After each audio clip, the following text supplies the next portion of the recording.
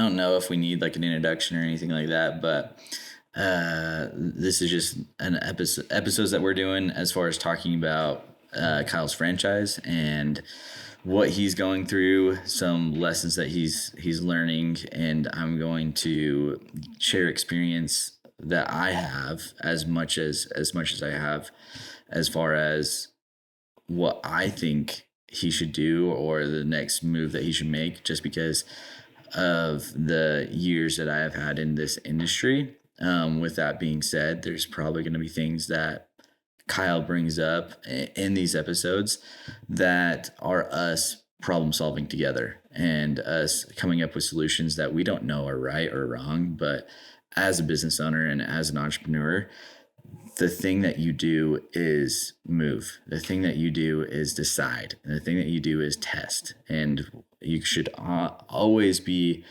coming up with hypothetical solutions and testing those and figuring out if they work or if they don't, and then moving forward. And depending on your level of experience, depending on, different scenarios that have happened in the past, those are going to get better and better and better and better.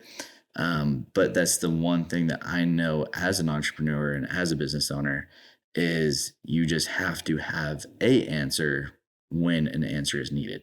Yeah. And your employees and everyone else is looking at you for the answer because there is nobody else to give it to them. Correct. And so in these episodes, some of these answers and some of these things that we talk about might be scenarios like that, where we're pulling from other people, where we're pulling from our experiences, but it's really just, this is what we know right now.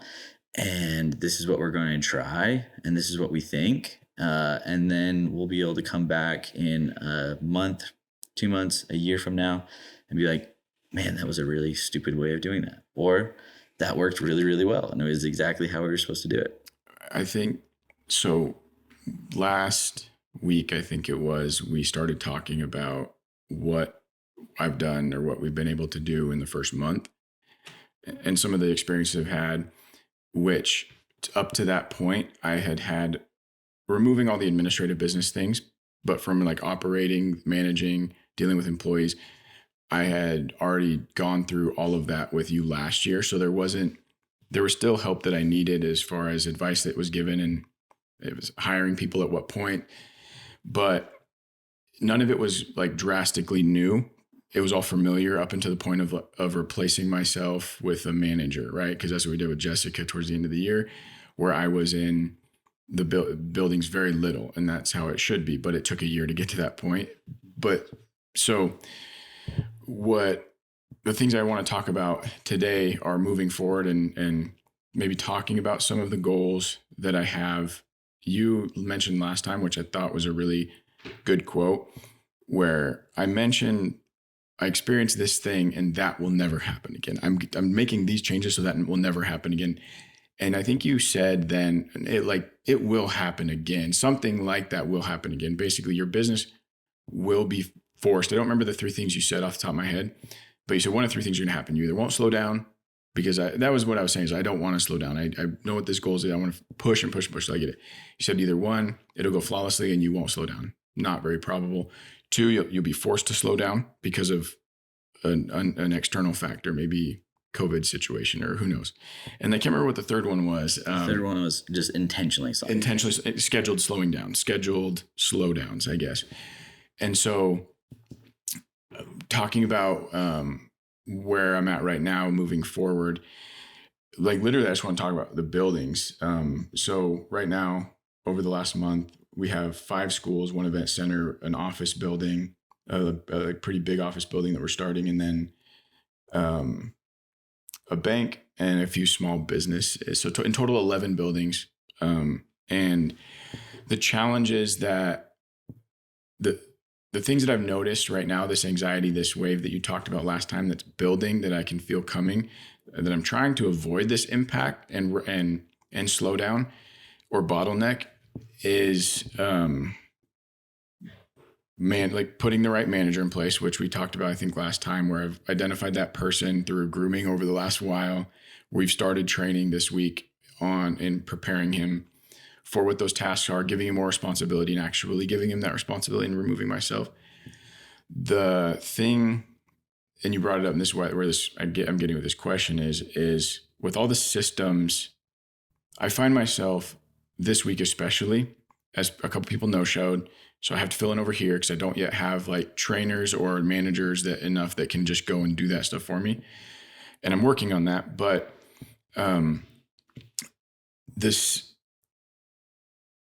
I've found myself making knee-jerk reactions rather than sticking to the script that's already laid out. And so, meaning this whole on-call is not what I would call it, but in my mind, it's like, I just need a few people that are trained in everything, that aren't manager quality, but are dependable.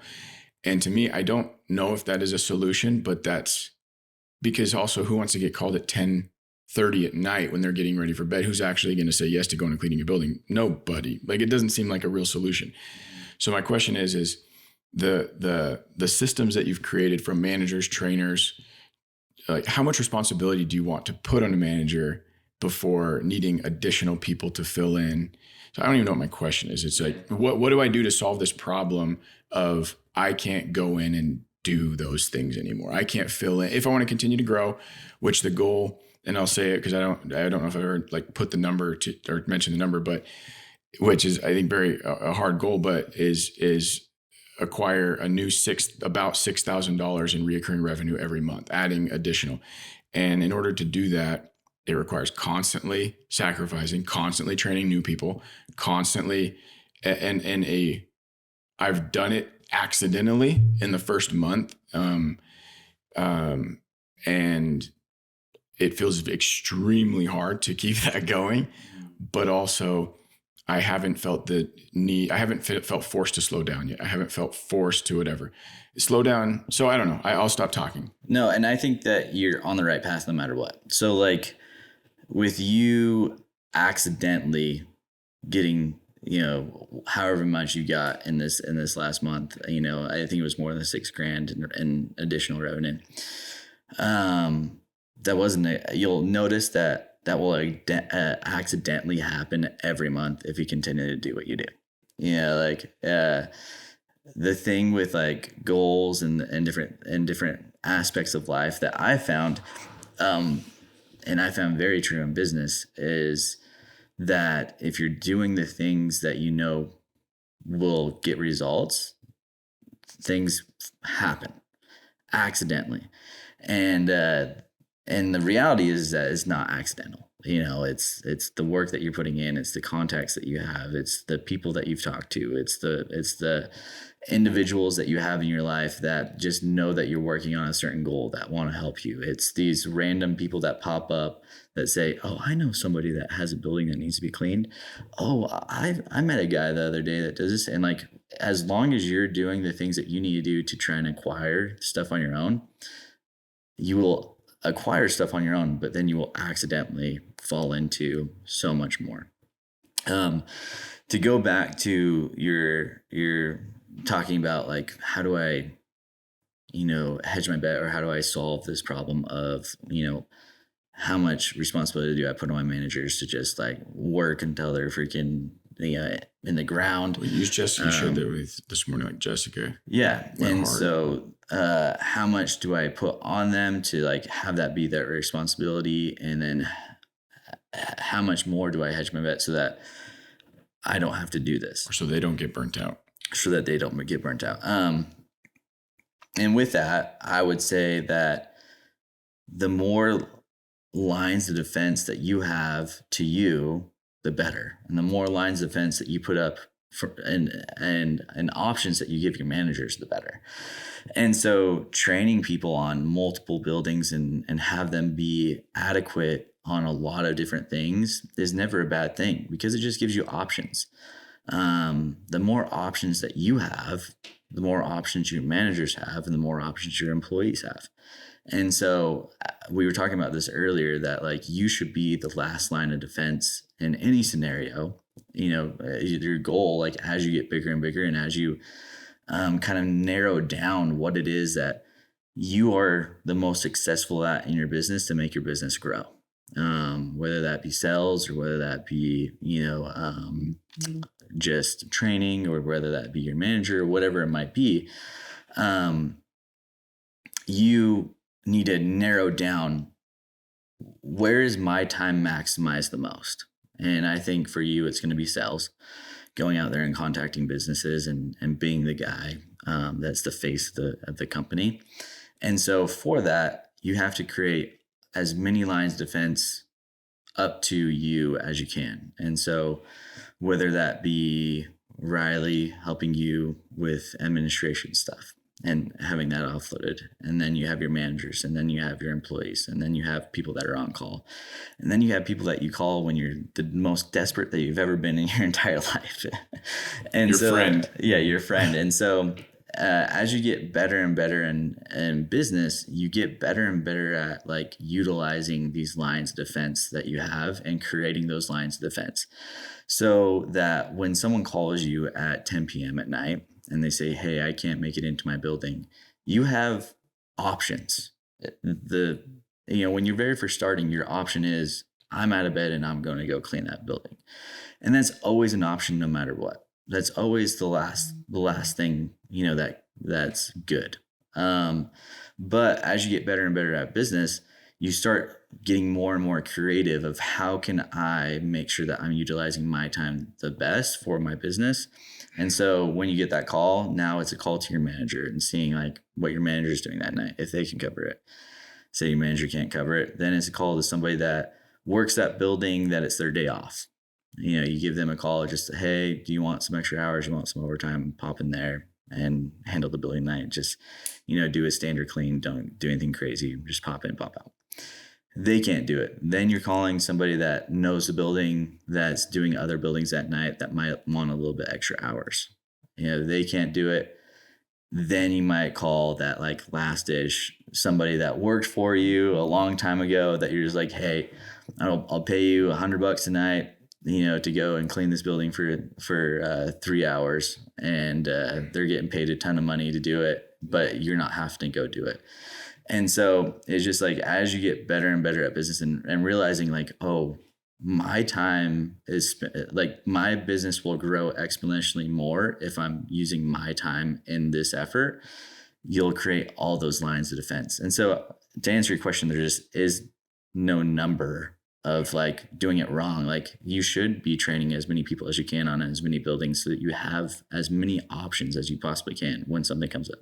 One of the fears I have is the perception of, so this has been hard for me. Like what you just explained has been very hard for me when I was working with you and now, because I don't want the perception of the employees to think like I'm trying to dodge going and working, right? Like, yeah. I want them to know that I'm working, that I can, that I would dust them if we had to work together. Mm-hmm. But I know it's not correct. Like, it's not. I think that the one thing that you can do, and I always thought that too, but when all else fails and you go in and your employees see you go in, they will see that freaking beast. Yeah. Like at one of our buildings, it's the veterans home. And there's been times where I've had to go into that building and I try and make sure that the team is in a place that they can handle it themselves. But there has been times, like in COVID time or whatever, I've had to not go hunting. I've had to do things to go and cover for the veterans home. And in those times, this is the last ditch thing. Like, this is the end of the line. Like, I am the last person. I am the person that comes in and solves all problems. And this is what happens when I come into the veterans home. When I come into the veterans home, we're down 3 or 4 people, and I do 3 or 4 people's jobs in the same amount of time that everyone else does their one job. And everybody in that building knows that I can do their job 3 or 4 times faster and just as good.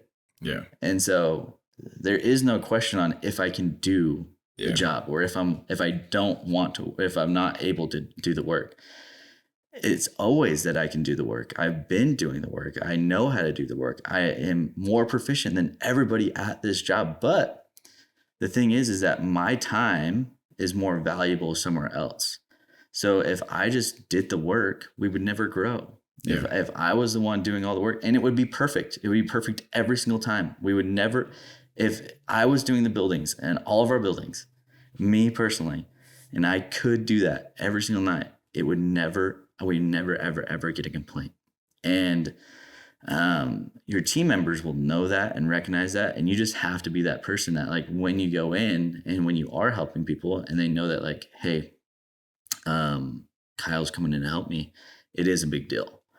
When it's not a big deal, then it becomes, oh, Kyle decided not to come and help me. I think that what you just said, I have not had that realization yet, where I need to make it a bigger deal. And that only happens by having these lines of defense and letting them know that there's these lines of defense and that I am the last line of defense. Because up until now, like we've You're had the first. I'm Yeah. the first. I'm the first. And because I want to create not loyalty, and I've said this a million times, but I don't want employees to feel loyal. They should be loyal to their family, putting food on their table and pursuing the best opportunity for them. And I just want to create an environment that this is the best opportunity for them. And I feel like part of that, and I think it's wrong, but I think part of it is creating a culture of making sure they know that their boss cares. And so I have been in a position where I can go and I help them. It might even be something as lame as, I'm tired, I might need a little help. And I've done that, but now, like, I can't and I won't. And I need to establish those lines better. Like starting right now, just even with what we have and what we're training and trying to train the trainer, trying to train the manager, and then training the people that know the buildings. It's literally the next month is already chalked up to training. Yeah. So the next month is just training. And that's what I would say is just, they need to understand how big of a deal it is that you are there. Like, and you'll start to realize that feeling from them is more valuable than you being the first line of defense and you just covering everything whenever it needs to be covered. Because when you show up to that building, when you are the last line of defense, they're like, okay, Kyle has a lot of other stuff that he needs to do. Kyle is working all day long. He hasn't slept in a day or whatever, and he's here helping me.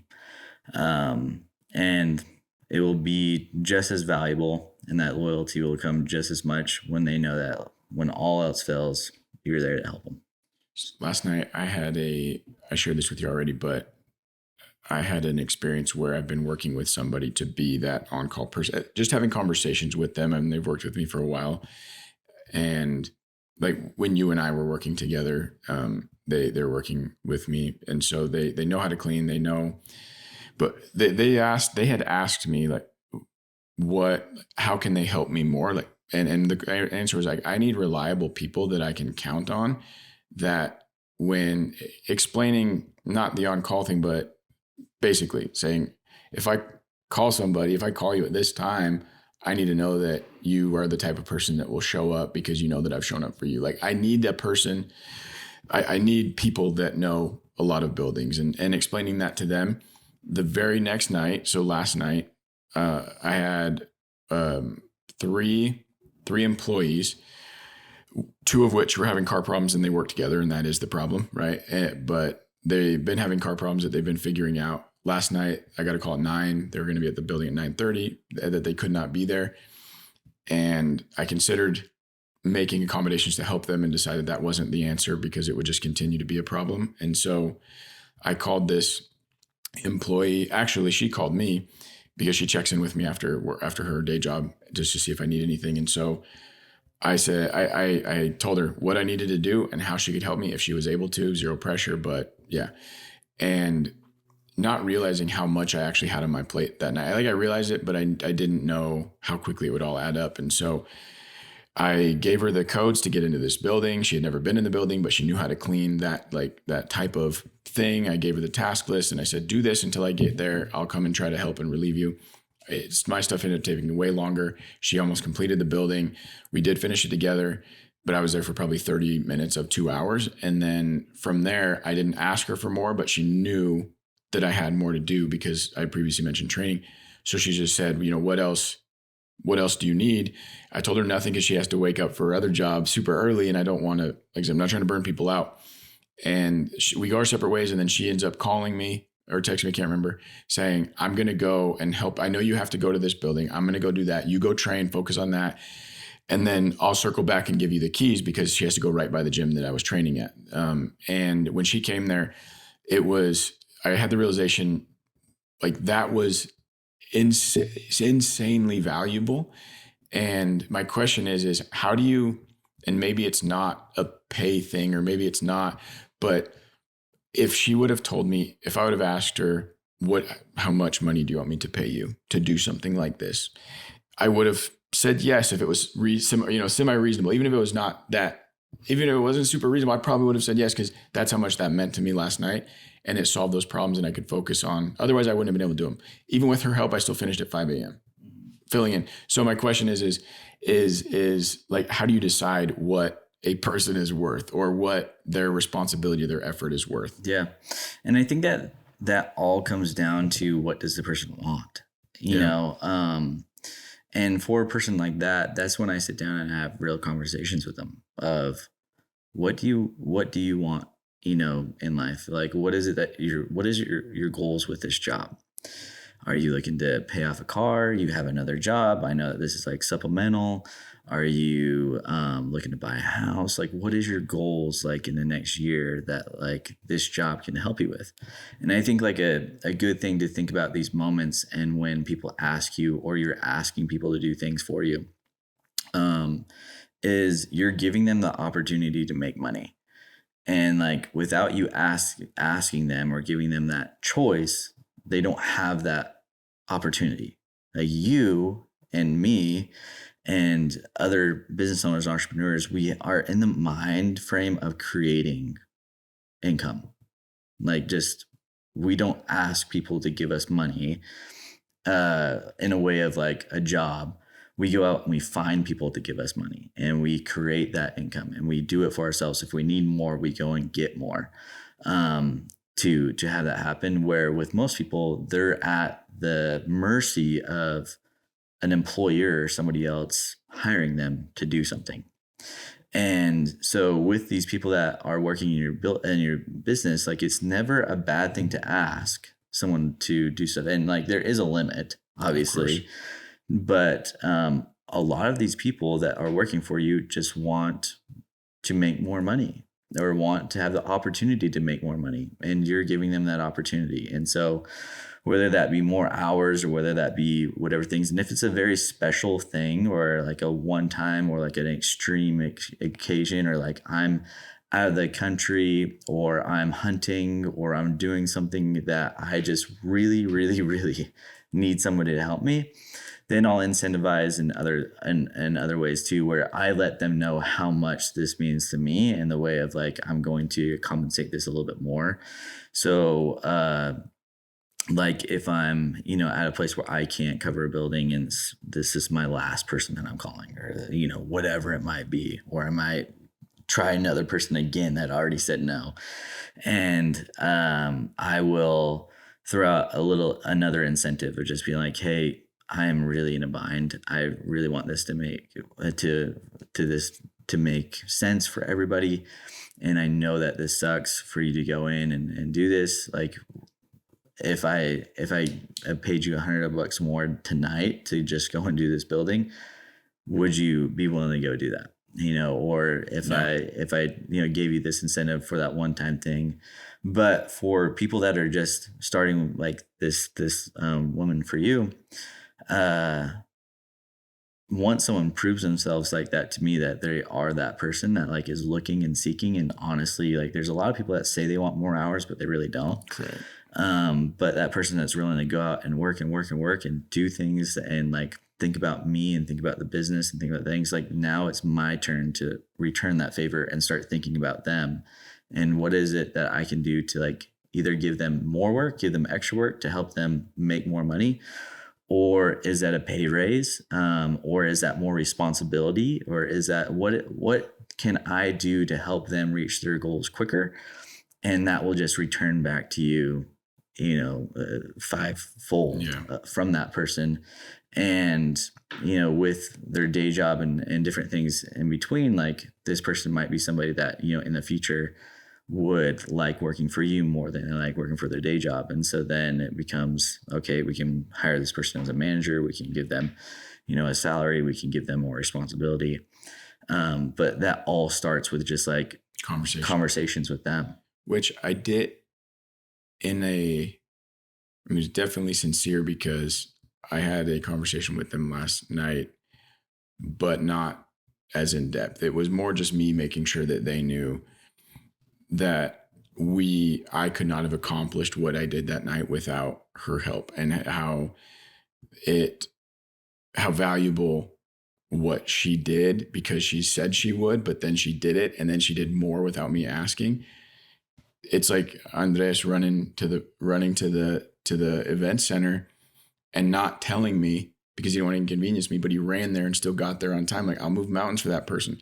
I will do, assuming they're rational, like I would pay them probably, if I gave them the opportunity to say and said, how much do you want me to pay you to do this when it comes up? And I don't know exactly how that works, because it could get really confusing really quickly if you have two different pay rates or whatever, if you're like on call and you have to go in. But what do you want? Because based on how it went tonight and what that meant to me, I'll give you anything. Yeah. And so what I would say too is, like, most of the time, and we talked about this last podcast, is like experience and knowledge is just as valuable as money. Yeah. And so giving that person an opportunity to learn something new is just as valuable. And so giving them room and giving them like an invitation to learn something that they're seeking, whether that be sales or whether that be floor work or windows or carpets or managing, or like whatever secrets, whatever like knowledge that you can pass on to this person, that's just as valuable as money. And so it might not be a pay raise or anything like that. And if you are going to like have, this one time or like on call scenario, I wouldn't say have it be a different hourly rate, but more of an additional add on to that. So like a bonus, like a bonus, so like if you gave them, because even an hourly rate really is not that much, in the grand scheme of things, like when it comes down to like just a few hours of work. So like they're getting paid, $16 an hour, and you give them, like, when you're on call for me, I'll pay you $2 an hour more. And let's just say they work 4 hours. That's only $8 more they made that night. Well, and I don't know how with Carolyn, how easy or complicated that would be, but me exploring the payroll with Homebase, it's really easy. There's literally a part where I can input a bonus and it can still deduct all the taxes. I'm sure it's the same, but I can indicate that would be extremely simple, because buildings that she's not on or they're not on normally when I'm reviewing payroll. So today, for example, and maybe it's not a long-term solution, because I'm sure like you submit it and forget it, right? You send your stuff to Carolyn and she does it. And I'm still in the phase of going through and looking and double checking everything, and that'll probably go away. But for now, any buildings that these people are not scheduled on, I can very easily go and add bonuses to those hours. Yeah. And so with that bonus, it doesn't have to be insane either. Like when I have to say $100, like for that night, that's like insane. Where it's just like, it's literally impossible for me to get there. And you are my last person that I can call. My next call is to the contract saying we're not going to be able to clean this building tonight, And so, $25 for a night, an additional $25 for that night is like an actual like $4 or $5 raise, for that night. Yeah. And it doesn't seem like that much, but it's just a 1 day thing, right? And so it isn't that much, but like if you gave them a $4 or $5 raise for all their hours, let's just say they're working part-time, that's significant. But when it's like, hey, when you're on call and we call you in, you'll make an additional $25 that night. Up to 5 hours. And then if you work more than 5 hours, then it's whatever. I like that too. whatever it might be. But so it's incentivized and it's obviously rewarded, but it's also not come with the expectation of like every time I do something extra, I'm going to get a pay raise. Yeah. And I think that's very important to establish because it becomes an entitlement if it's not a line drawn. Yeah. And like, I mean, this happened when you first started. The first contract that you got was the Village Theaters, and we started hiring people there, and we start people at $16 an hour, and you saw value in a few people, and with that value, you're like, oh, we'll give you a raise. And so it was like them working within a few months, like maybe like 1 or 2 months, and we gave them $1 raise. The problem with that, there is not a big problem as long as you set expectations in the future. So if you don't set expectations for the future as far as raises and stuff go, then it could come up and another 3 months go by, and then they're looking for their next raise, and another 3 months go by, they're looking for their next raise. And so you say, hey, what I do is I have a cap at a building. So I say this building, the max that somebody can make at this building is $18 an hour. And once someone hits that $18 an hour, there is no more raises for this building. The only opportunity for more money is more responsibility or additional work. And I set that expectation there. And so with people that are really, really good at their job and just like are awesome superstars, I will give them the option of going to that max early.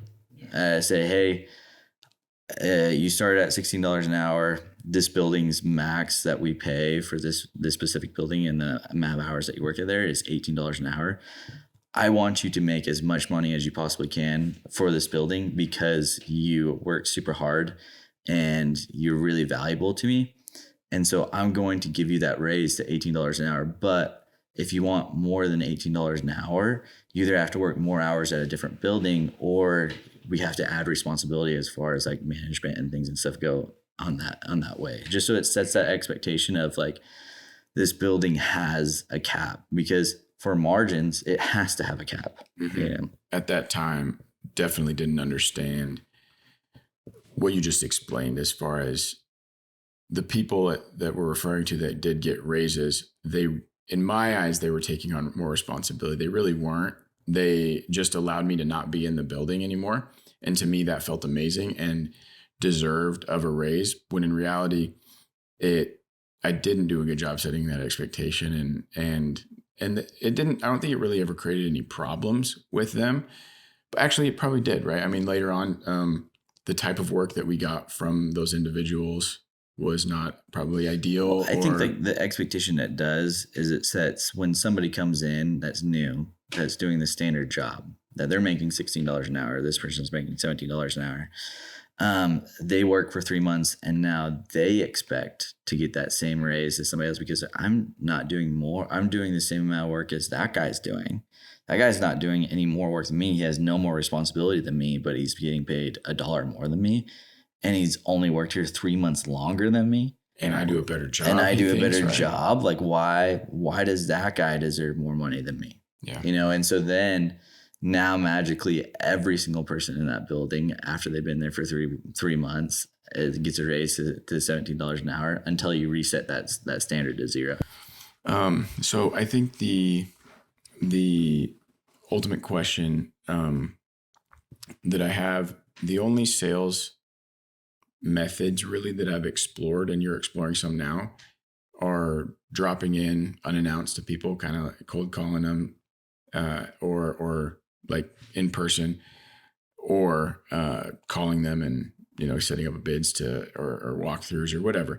That's really all I've done. I haven't, and so the question that I have, and I don't know if there is an answer yet. We'll probably go finding one together, but like so if I need to hit this goal, I need to acquire $6,000 of new business, recurring new business every single month.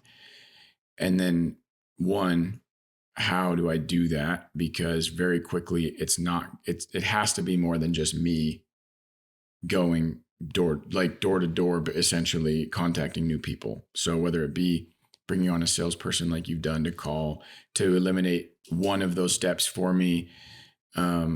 One, like if you were a business, which is what you are doing right now, but consulting me, how, and you know how hard it is to go and get, I mean, a $6,000 contract, or one of them is not very common. And so usually it's probably going to mean a couple. And what does that mean to start a couple new buildings or a few new buildings in a month? It's very challenging. And so the question is one, how would you go about doing that? But the more important question of that is doing that without sacrificing, how the training goes, or which ultimately leads to good or bad employee retention or turnover, the quality of what's getting done and the culture that you're trying to create. So the problem with growing too fast is all of those things tend to suffer. So one, is that too much to bite off, or like too much to try to attempt? And I don't think it is, as long as the other things are happening at the right time and the people are getting put in place.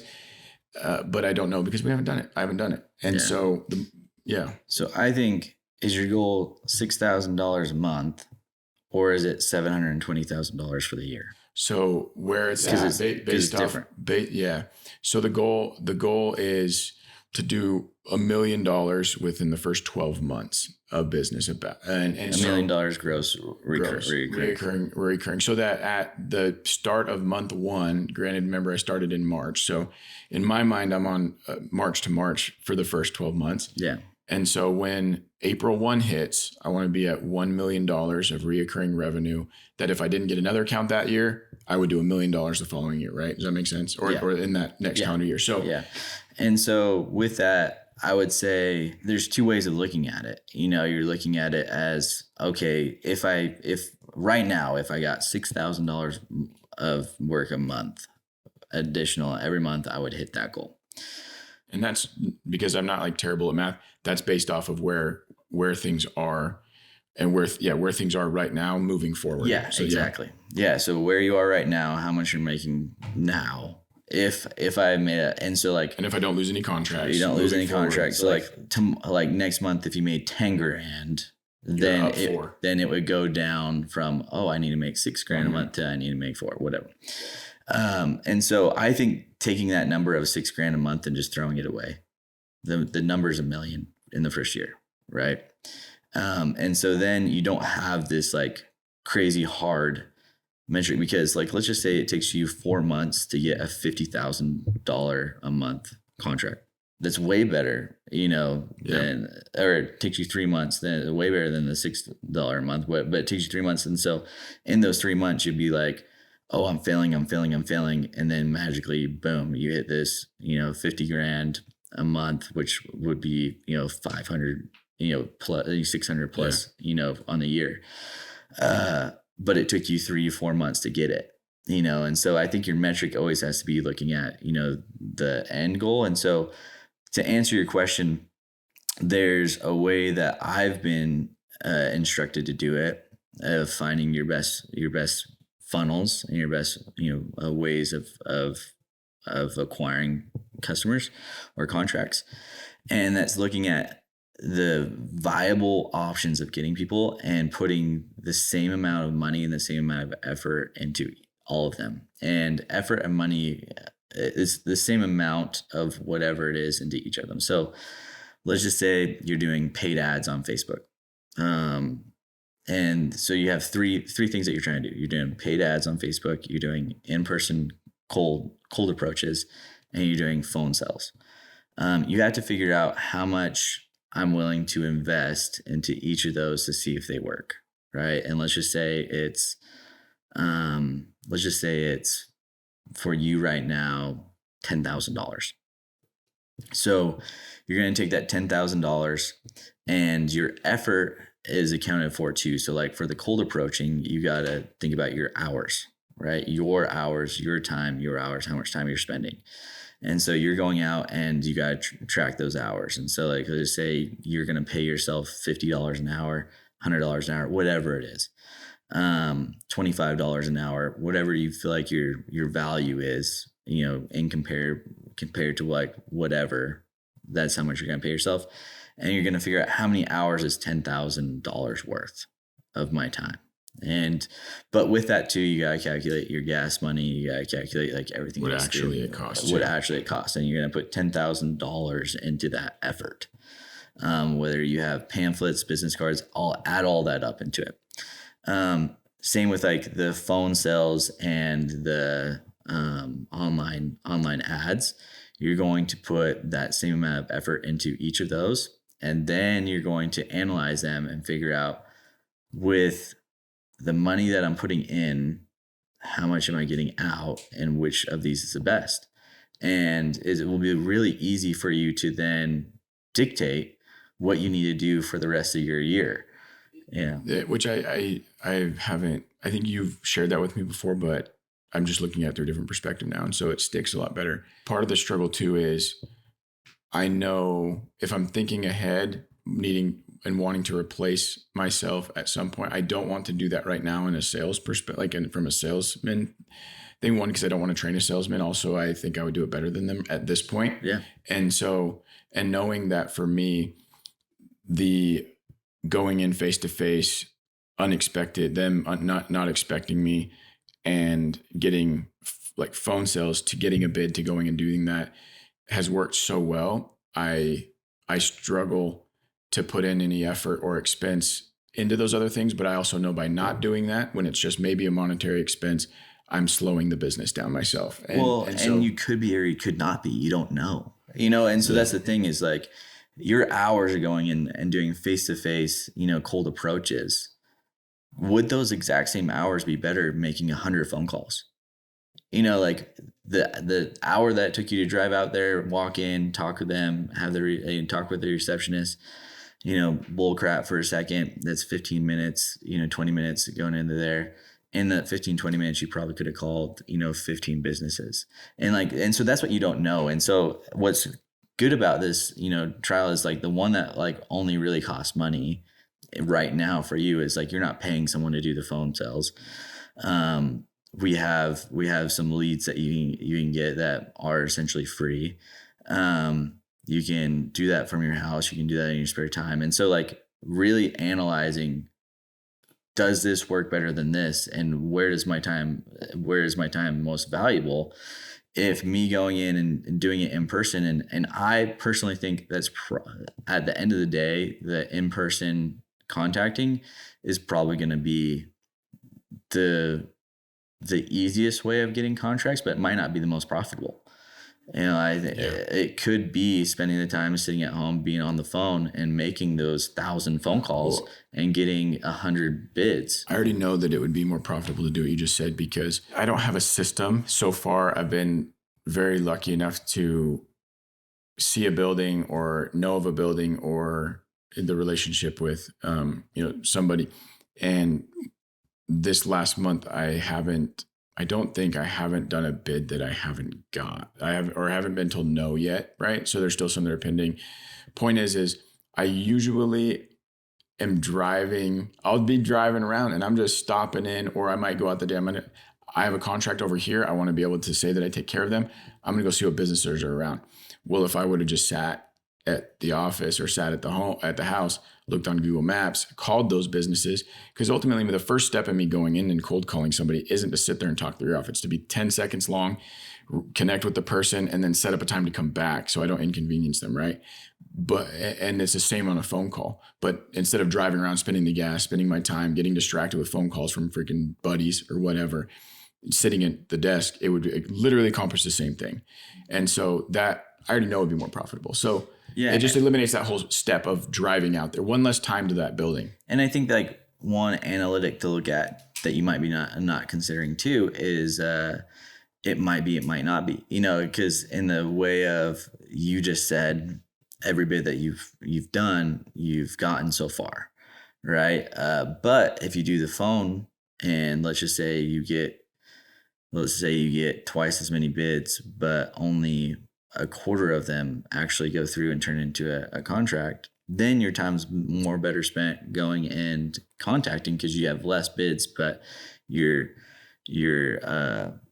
conversion rate's way higher, and so yes, you might get more bids, but your conversion rate might be lower. And so that's where it's like doing these tests where they're actual tests of saying, I am going to commit this week in this amount of hours of doing this and only this. I'm not going to, if I'm doing cold approaches, I'm going to do cold approaches for this amount of hours for this amount of time. And I'm not going to do any phone calls at all.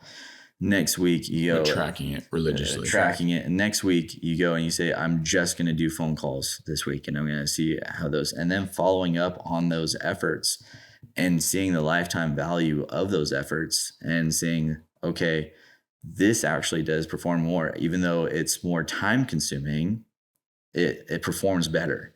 Right. And so then the answer is, now I have to hire more people that are going and doing cold approaches, that are going business to business in person, because I know that that is the most profitable way of doing it. Yeah. And so it's hiring somebody to go and do that and duplicating yourself and creating more of you, because now you know, oh, if I 10x this effort, if I get 10 of me, then I know through the analytics that that's what will happen, you know, based on that. And then same thing with phone sales. If you're on the phone and you're doing a certain amount of calls, and you realize that, oh, if I do this amount of calls, I'm going to get this with this script and this effort, then I'm going to get this amount of contracts. Then the answer is, I just have to add more people making calls, you know? And so, but until you actually do the test and you actually know the numbers, then it's all more based off of feel. And it's always biased in the way of like, this is easier for me, or this is what I've seen work in the past. And it's not so much of hard numbers of this is what I know. And you can't create a system. It's like you mentioned it the other day, Jordan buying the business. Then I become the guy that's sitting down trying to put all my knowledge onto paper when someone's trying to buy a business, rather than like everything. You have to have a system behind everything, and you can't have a system unless there's trial and error, unless there's analytics, unless there's data, unless you've done it. You can't have a system. Yeah, exactly what you said then, unless you've done it, you know? And so it's really going and figuring out what works, and you can hire people to try and figure it out for you. Like that's kind of what I'm doing in the process of with the phone sales right now. Is I have someone working on calling and trying different things, and we're coming up with different tests for them to work on. But the reality is that if I spent 1 week, just 1 week doing what they're doing, and I put in the effort that is required to be successful in that, I would have all the answers that I need in 1 week. And then I could train that person to be successful after that 1 week. It's just me spending that week of effort learning it and doing it, you know, and seeing if that works. And so in that same effort, it's right now I'm wasting a lot of money. Well, also, as you said that, looking at the big picture and talking mentioning what you've always said is the bigger things that you are focusing on. You have this 7-8 year foundation of your business. And so you know that somebody else can do those calls. And so that person should do those calls, because the things that you've been spending most of your time on, it seems, is developing the academy, creating the systems. Like yesterday, in about 3 seconds or whatever day it was, I got glazed-eyed as you were pumped to tell me about how this spreadsheet links to that spreadsheet, and you like learned all of that, and you built it all and it took an entire day. Or in the On Fire program, like I say glazed-eyed jokingly because it is awesome. But my point is those things are more valuable in the grand scheme of things. There are things that have to happen right now, but also even looking into the future with franchisees. Yeah. Like it is in the grand scheme of things, that is going to produce more than you sitting for 1 week figuring it out, when that person that has phone sale experience can actually do that themselves. And I think like yes and no in that way. I think that like it would be just as valuable of me sitting there and doing those phone calls and figuring that out. But I think the reality that I'm in right now is I'm backtracking in the way of I did not do a good enough job in the creation of the first 7 years of creating these systems and creating these things that have, that are repeatable. So I am in the process of using what I know now to then create these systems retrospectively. and in the effort to benefit you, in the effort to benefit, the future franchises, in the effort to benefit anybody that's going to go through the Night Owl Academy. And that does have a lot of value. But the reality is that if I was you 7 years ago and I had somebody like me, I would not be in this position I am now. Yeah. In the way of trying to retrospectively create these things into the business that work, that I already knew needed to happen, but it was me just being lazy in the way of hoarding that information and not really like spending the time and the effort to make those things work in the long term, Well, and it's like the proof is in the pudding, in the sense that the systems that you've built from a ground level, I've already begun to implement. And I just even mean the documents, the employee trainings, how we document each employee and documenting their training. And there's multiple reasons for that. It might be a labor dispute. It might be you don't know, but also the things. Yeah. So it's proof that right now, I'm not 7 years ahead of what you were at that point, but from a foundational aspect, like there's room, it's creating room for growth. That's what it's doing. Like what we talk about. It's allowing you to hit a stride that you wouldn't have been able to do before. We're taking 7 years to figure out. Yeah. It's like the difference between training naturally and training with testosterone. Yeah. Where, you're getting a little bit of a boost. And that's the benefit of having like someone close to you or having a mentor that has had that experience and going and seeking out those people that are just a little bit farther ahead of you and have a little bit of more knowledge, because they are able to pass down those things and pass along knowledge that is forecasted.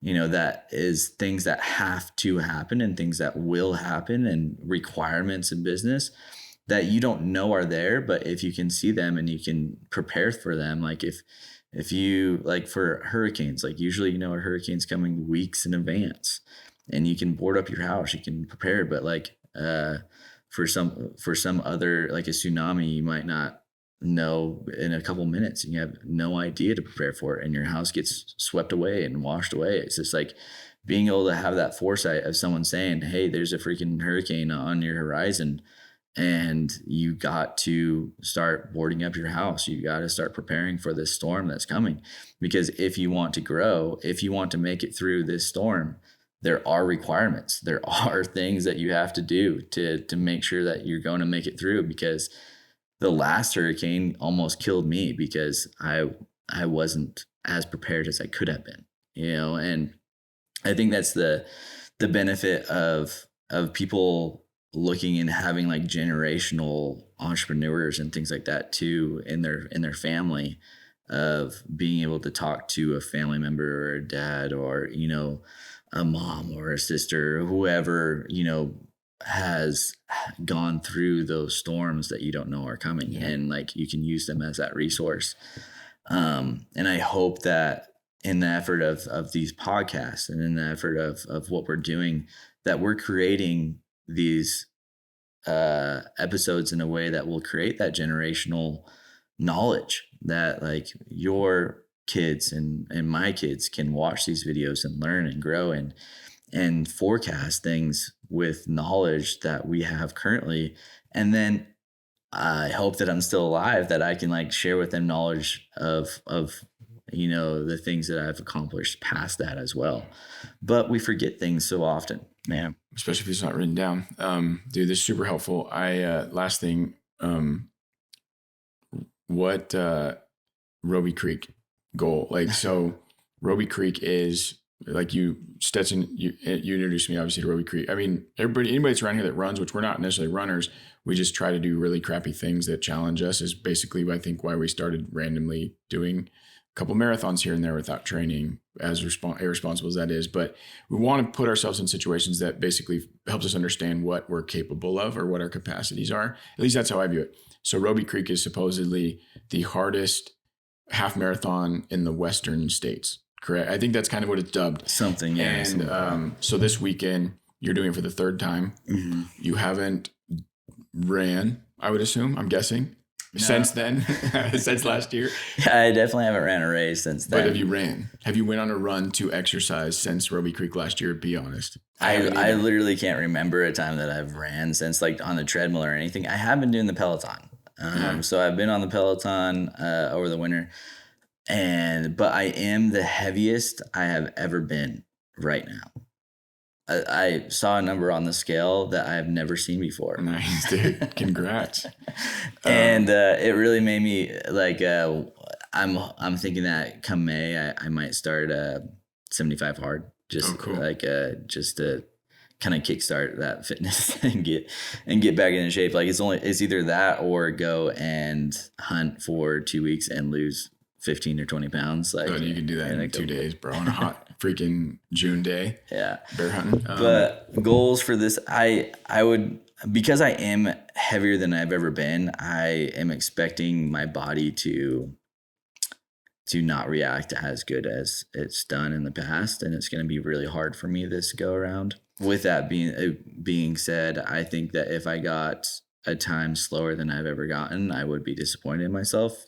The first time I ever ran it was zero training, was 2 hours and 30 minutes. Which, to paint a picture, that's not a phenomenal half marathon time, but this is 8 miles, insane vertical, right? I think it's 8 miles up, 4.5, 5 mile, whatever the difference is down. Yeah. And it's like brutal. A few thousand feet of elevation gain or something. I think it's like 5. Yeah. Like maybe not, but it's nonstop up for 8 miles, 8.5 miles. And then the rest is straight down, sliding through snow patches, north slopes. Yeah. It's brutal. It's difficult. And so the second year, last year, I got 2 hours and 15 minutes. And that was what felt like the best that my body could do. I was feeling good the whole time. I only cramped up a couple times right at the end. Drinking a tall Dr. Pepper right before and not stretching. Right at the end, my knees were really, feeling it. And that was pretty tough at the end of the last one. But it felt like it was like probably close to the fastest I could do it, unless I trained a lot. And I didn't train at all last year either. So this year I'm going into it I did an hour on the Peloton 2 days ago. I by the skin of my teeth, Stetson had a friend that couldn't do it anymore. So I got her packet transferred to me last night, and the race is on Saturday. So I just want to do it to not be a weenie. That's literally it. Like, I had the opportunity. It sold out really quickly because I procrastinated, forgot about it. So I got out of it. And then Stetson texted me, hey, I got a friend that can't do it. So I had to say yes. And then I didn't text her because I got busy. And then last night was like the last night. So I hit her up and it still worked out. So I don't know if I have a time goal. I just want to do what I think last year I did right at like 2:30, maybe it's 2:25. I can't remember. But it was I did the exact same time that you did the previous year. I remember that because that was like my goal, because I had no metric to gauge it off of. And so I just want to do it because it sucks. I cramped like the whole way up. I had to like stop and stretch on the top last year. I'm pretty sure you threw up at one point too, right? Yeah, probably. I think you threw up because we were running together at the beginning, and then you were cramping and I was still running with you. And then you started puking and you were like, dude, if you're feeling good, just go. Yeah. And that's when we broke away from each other. So it went off. Yeah, it'll be fun. Actually, it won't be fun at all, but that's why we're doing it. So yeah, last year I was kind of looking forward to it. This year, I know that I'm going to be in a lot of pain, and I need to go buy some shoes. Yeah, I need to buy shoes too. But yeah, this year I know that because of the weight that I am right now, I think my cardio is still okay, but I just think that the extra weight on your body is just so fun. Like to even like those words coming out of your mouth or my mouth, like. Our cardio like what it is it's the mentality. And we know this because of hunting. Our cardio is not okay. We haven't done anything that's got I feel like our cardio is always pretty good. But I mean, but we could go and hunt this weekend and be just fine. Yeah, but I think it's just because we know that has to get done, not because I don't think it's because we naturally retain our cardiovascular freaking endurance. I think it's because we just know you can't.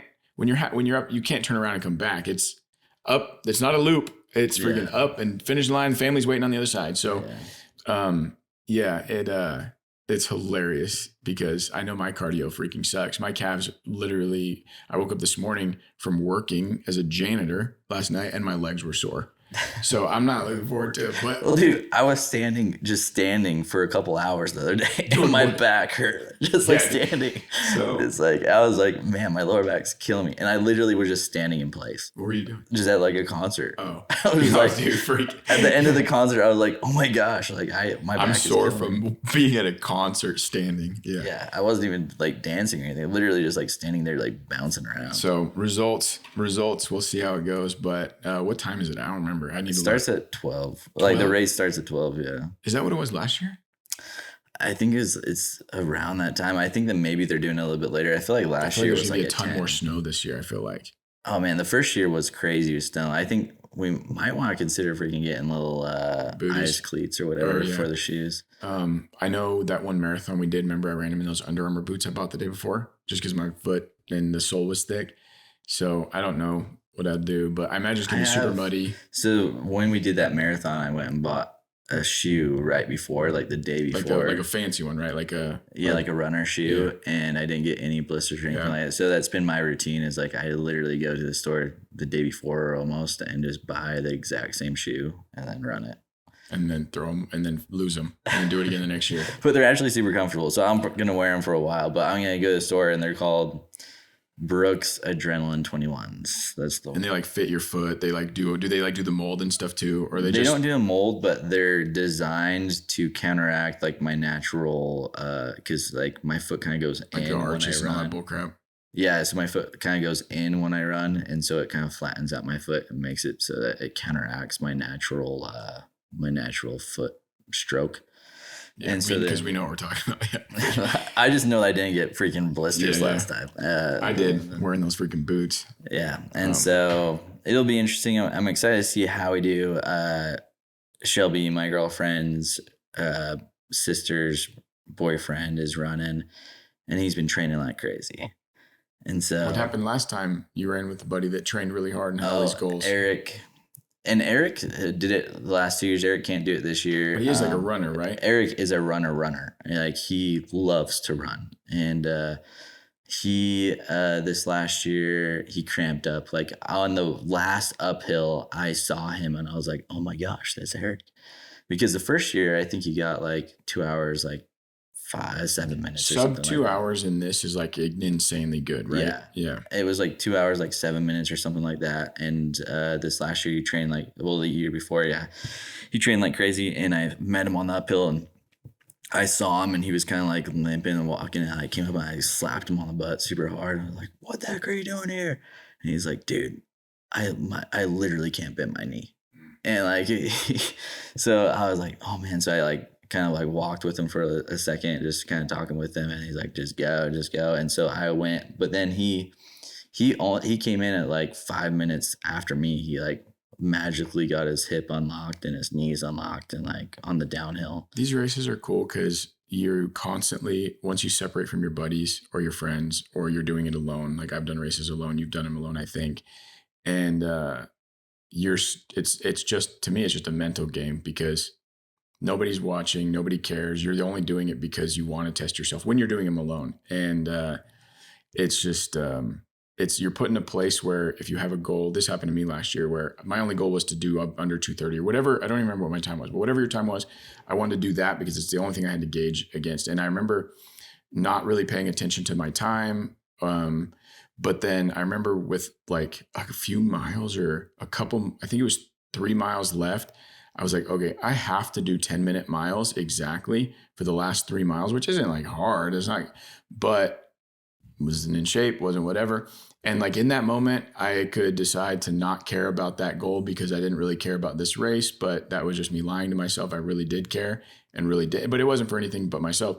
But I just remember like I had to make that decision, and then I had to go as hard as I could for the last few miles. And literally, I think within the minute, did whatever that goal was magically, which again, wasn't even a good goal. But like, that's why I love this crap, is love it and I hate it at the same time. It'd be a good test. And like a lot of times I have that doubt of, am I tough? Like a lot of times I just think like I just say that I'm tough. Oh, yeah. Like most of the time I'm just like, oh yeah, I am one of those guys that can freaking like get through pain or whatever. Yeah. And these are like the moments that you actually have to test that. And I think that like I'm surrounded by a lot of really, really strong-willed, impressive individuals. And so I don't really get to see people that aren't like that until you get to see people that aren't like that. And then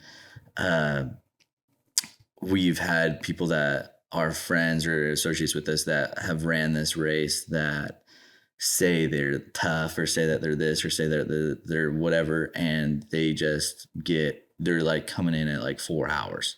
And you're just like, man, like I literally could walk it in 4 hours, or like whatever it is. And you're just like, so it does like help me come around to the idea of like knowing that I am like one of those people that is a little bit tough, like maybe not definitely not David Goggins tough, but I think the coolest thing too is, and I'll say this we can end, but those people don't give their body and their mind the opportunity to push past that point of pain to figure out what they're really worth, where we probably out of stubbornness, out of curiosity, out of whatever, we've got to those points, but then we don't stop and we watch our body react. And meaning we see that this happened like I did an ultra with my brother forever ago. And somebody explained it to me is like, this will start to hurt. Don't pay any attention. It's just your body signaling to, hey, you're going to get hurt if you don't stop doing this, like our body does.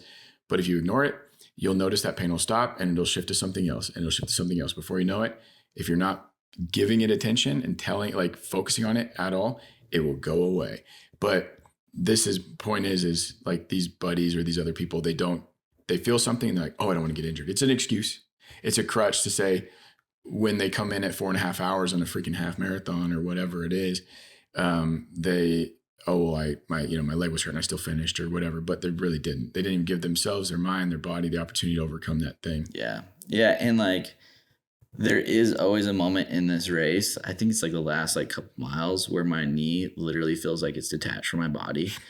And, and like, I think my literal thoughts in my head are like, it's effed either way. Yeah. Like I might as well just get it over with. Might as well just get it over with and like just keep going. Like those are literally the thoughts in my head. It is like I can't feel my knee hurts so bad it feels like it's floating every step just that I take. And I think like I could end this race with my knee being worse, but at the same time I'm just like it can't get that much worse than it is right now. It's like, and if I walk, it doesn't hurt any less. Dude, and it's so fun to like draw on these experiences and talk about them because I'm reminded like my IT bands always will get tight. So it's like I'm Forrest Gump in his braces by like the Boise Marathon we did a couple years ago. Like, dude, I'm like straight legging it like because my legs will not bend because the pain of the IT bands are so tight. And but we finished it. I don't remember what our freaking time was, but like we finished it, and that was a terrible day, horrible rain. Like my nipples were literally bleeding. Yeah, at the end of yeah. I had blood patches in my freaking chafe, like down in my ball area, and yeah. So anyway, that's what this weekend 12, and it's gonna be dope. But I'm sure you'll dust me. I'm just going to freaking do it. So I don't know. Like I said, I freaking saw 200 on the scale, and previous to that, I had seen 199. So it's not like it's crazy, but I had never seen 200 before until freaking a couple days ago.